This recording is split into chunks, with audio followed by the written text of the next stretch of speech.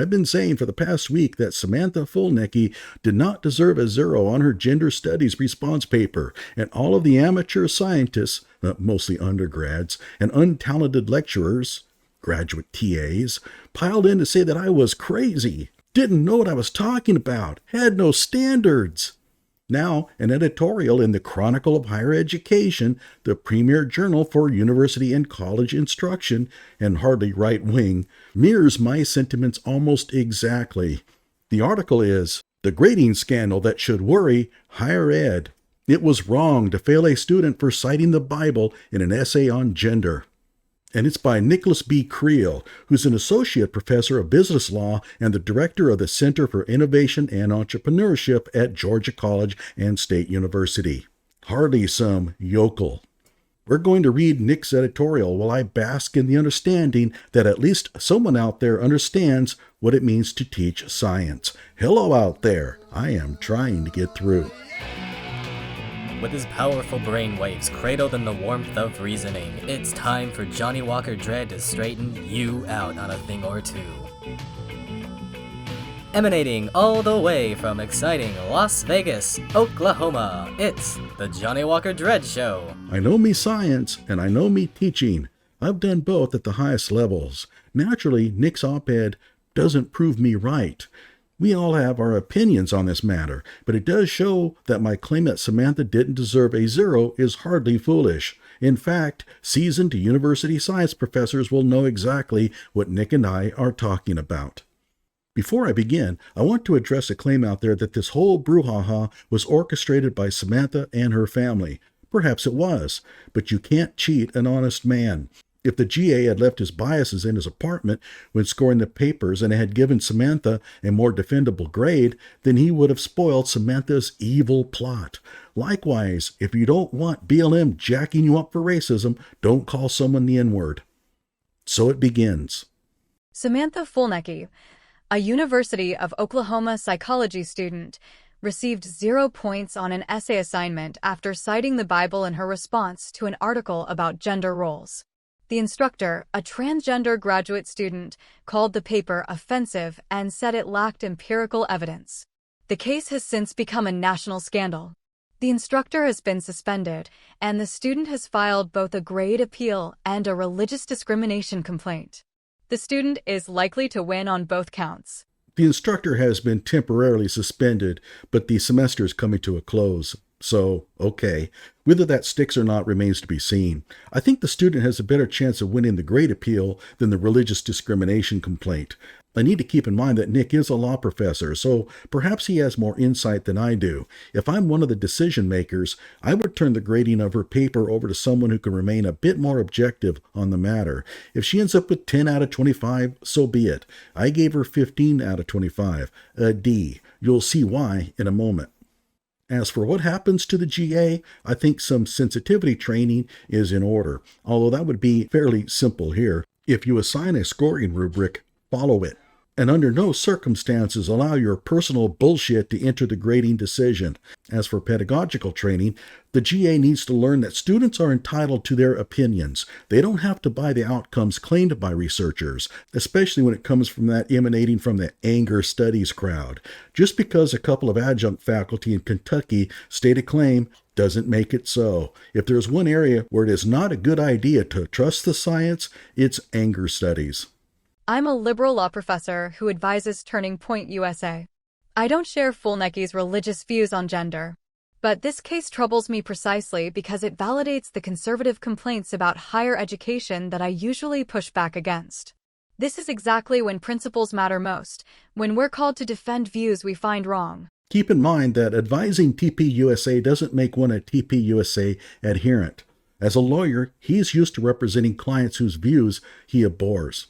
And Nick here is saying that he has no bias in this matter. If anything, he would normally be biased against Fulnecky, although a crow can say the words. However, I think Nick is pointing out that his professional approach towards clients is exactly what the GA did not exhibit towards Samantha. Fulnecky's paper, which has been published in its entirety, has real problems. She appears to have misread an empirical study about peer teasing and mental health as ideological advocacy for eliminating gender norms. She wrote a theological rebuttal to a position the researchers never actually took. She didn't engage meaningfully with the study's findings. This is genuinely weak academic analysis. But these problems don't justify a 0. Exactly my point. I agree that her paper is not well crafted. Everyone thinks that I consider her paper worthy of a high grade just because I rejected the 0 given to her. I gave her paper a D. My issue was that she was given a 0, and Nick soon will explain why I rejected that grade. For the record, I don't think that she misfired on the message being delivered by the article's authors. Their claim was that certain students are always getting picked on because they're gender atypical. She definitely addressed that point and stated that she did not find such teasing a problem, and then went on to explain why. The assignment rubric explicitly invited students to share your own thoughts and suggested applying the study to your own experiences as an acceptable approach. It didn't require empirical evidence. Everyone is saying that the assignment was to produce a scientific product. Nothing in the prompt hints at that requirement. I read it as the GA genuinely wanting the student to engage with the content and react to it. And if the reaction was informal and conversational, fine. For the record, I've taught undergraduate physical science courses for many years, and in some classes assigned reaction papers to articles that I wanted the students to read. My purpose wasn't to force them to adopt the paper's stances on issues, although I think that was the GA's purpose, but rather to expose them to new content. The purpose of the reaction paper was to compel them to think about the ideas in the paper, and that's all. I didn't require citations. In fact, citations would have gotten in the way of the purpose, as that would have just distracted the student. And this was physics, the queen of the sciences, so I don't want to hear any crying from all you soft science undergrads. You don't know science, you're just rookies. Fulnecky completed the 650-word assignment and clearly demonstrated she'd read the article. I'm not so sure about that. To me, she read the article until she came across something that jolted her. She then proceeded to shift her efforts onto writing the response rather than reading the rest of the article. And you can't fault her for that, given that the source article is dreadful. I have pushed out 2 videos so far where I read portions of it, and it's filled with the most brainless, vacuous content you'll find in a gender studies article, and that's saying something. On second thought, it's typical of what you find in gender studies articles. They should assign such drivel to prisoners. Based on the stated criteria, there's no legitimate justification for this essay receiving 0 points. Agreed. A 0 is indefensible. An F isn't, but a 0 is. I gave it a D, and I'll defend that grade against all comers. Fulnecky wasn't attacking peers. She was expressing mainstream Christian theology about gender after being asked to share her personal reflections on the subject. Agreed. The GA used the "you're hurting people with your ideas" claim to justify his 0. As I've already discussed in another video, such a justification is baseless. If you don't want to hear ideas that hurt your feelings, don't ask for students' opinions on highly controversial, emotionally charged content. And just because science disagrees with Fulnecky, that doesn't mean Fulnecky is wrong. Science can only seek truth. It can never find it. Not even physics, the queen of the sciences, can lay claim to truth. Samantha reads the Bible and experiences something that we cannot fathom. To her, God's message reveals itself in ways that she cannot deny. Some would call that a delusion. She would call it revelation. I am not religious, so I tend to place my bets against Samantha's belief system, but I've been wrong before, although not in any of my videos. So perhaps when we die, we wake up to find Satan clutching our heads between his cloved hooves and popping it like a zit. Or maybe we'll come to find Satan rubbing Carolina Reaper in our eyeballs. Who knows if Samantha will be up in heaven laughing her ass off at us. The instructor's feedback reveals the core problem. Melkuth framed this as a scientific class requiring empirical evidence, but the rubric explicitly invited personal reflection. I said in my past videos that there was no requirement stated for empirical evidence. Not in the writing prompt. The GA did talk about the empirical evidence he wanted in the response to her, but that was after the fact. A little too late for that. If you want empirical evidence cited in a student's essay, then you need to make that a part of the grading criteria. Kuth also said the paper was at times offensive and specifically objected to Fulnecky calling certain views demonic, noting this was highly offensive, especially to a minoritized population. As if it would be okay if the ones insulted were white. By the way, minoritized is an actual word that has gained popularity in the last few years. It's designed to overcome the problem when minorities become the majority population, but still want all the goodies associated with being a minority. So we don't say that they're minorities, but rather that they are dismissed as if they were minorities. It's a DEI tactic. A second instructor, Megan Waldron, agreed, saying the paper directly and harshly criticizes your peers and their opinions. But Fulnecky wasn't attacking peers. She was expressing mainstream Christian theology about gender after being asked to share her personal reflections on the subject. Megan should never have stepped into this fray. This was an attempt by the GA, Mel Kurth, to gang up on Samantha. Being another GA in only her second year, Megan wasn't about to dismantle Mel's critique.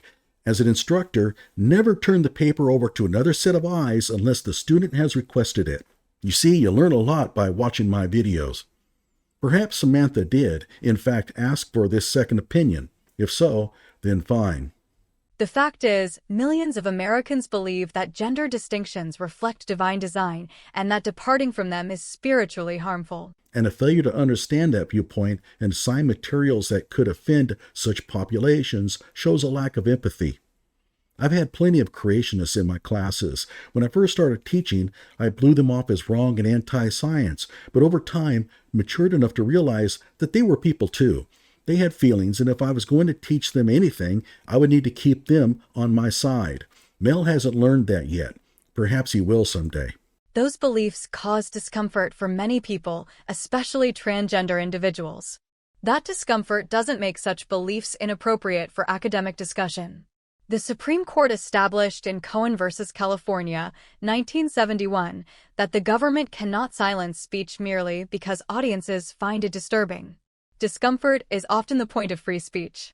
What does this have to do with grades? Well, the claim is that the GA is acting as a state government agent, correct, and depriving a student of a tangible benefit based on the student's religious viewpoints.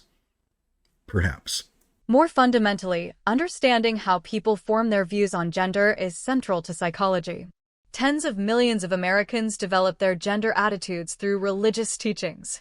When an article examines why children enforce gender norms through peer teasing, the belief systems that shape those norms, including religious beliefs, are directly relevant to understanding the psychological and social dynamics at play.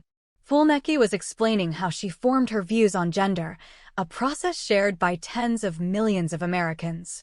That's relevant to the topic at hand. Bingo. Psychology is supposed to be about understanding people, but the instructor made no effort here to do so. However, if Samantha had been Muslim, I think Mel would have reacted to her paper differently. And so, is there an anti-Christian, anti-conservative undertow in all this? Yep. Fulnecky could have written, "This study shows that gender-atypical children face peer harassment with mental health consequences." A boneheaded result that required no study. Of course some sissies and tomboys get teased at school. And of course some of them might get depressed over it. We all know that. I have 2 prior videos that discuss the utter worthlessness of the source article. Water is wet.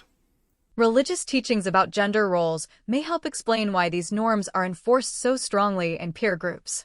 That would be sophisticated psychological analysis using a theological framework. She didn't write that, but the Bible was absolutely relevant to understanding how gender attitudes form and persist. Agreed. A very good point. This should have been a teaching moment. Constructive feedback might have been, "You cite the Bible to argue traditional gender roles aren't stereotypes." That's a position with enormous psychological and sociological significance, given that millions of Americans share your view. However, you need to engage with what this study actually found. The researchers documented that gender-atypical children experience peer teasing, which causes mental health problems. A result that anyone with half a brain could have guessed. Poor kids are also teased, and this can cause anxiety. Rich kids are also teased, and this can cause anxiety. Short kids, tall kids, fat kids, skinny kids, loud kids, quiet kids. Kids tease each other for all sorts of reasons. If you're a boy and wearing a dress and lipstick to school, then yeah, you might get teased. So what?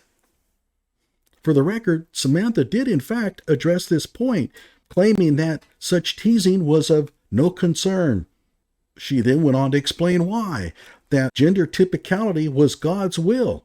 In fact, she spent a lot of space on it, so I don't understand why he's saying that she ignored it.